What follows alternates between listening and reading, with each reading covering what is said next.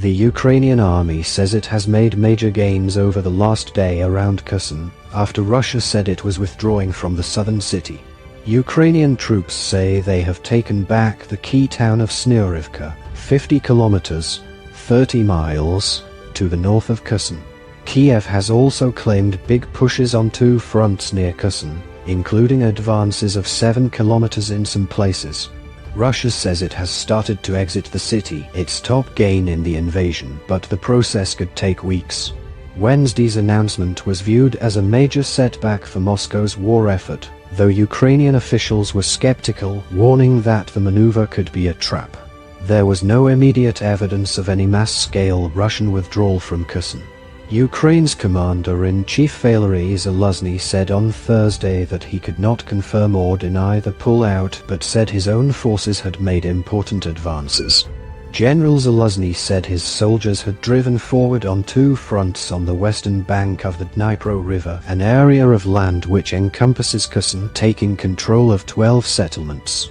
The 7 kilometers gains were made during the past day, he said, as troops advanced along a northern-eastern axis and a separate western axis. Video footage, the location of which was verified by the Reuters news agency, showed soldiers being greeted by locals in a square, apparently after entering the town of Snurivka. Snurivka sits at a major road junction and is a rail hub for Kyiv region, which borders Kherson to the north and west. Later on Thursday, a video message posted by another military official said the Russian-occupied part of Kyiv region had been entirely cleared of Russian soldiers. In its own post, the regional administration did not provide immediate confirmation, but touted lots of good news today. It promised aid would be distributed and homes reconnected with power. It was not possible for the BBC to independently verify the details of the latest territorial gains and losses, but the reports come after weeks of steady advances from the Ukrainian military. Kherson was the first and only regional capital to fall into Russian hands after it invaded Ukraine on the 24th of February.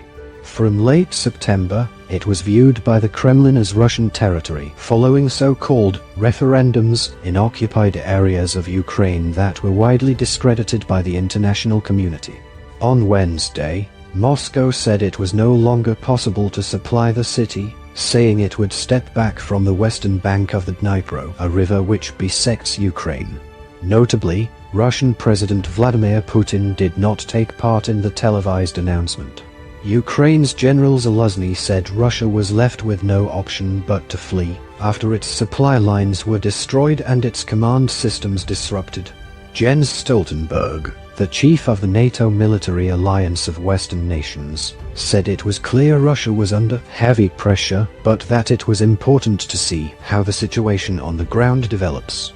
The UK Defence Secretary said Russia appeared to be setting up a defensive line on the other side of the Dnipro River using concrete installations. Commenting on the withdrawal, Ben Wallace said that the world shouldn't be grateful for Russia handing back stolen property.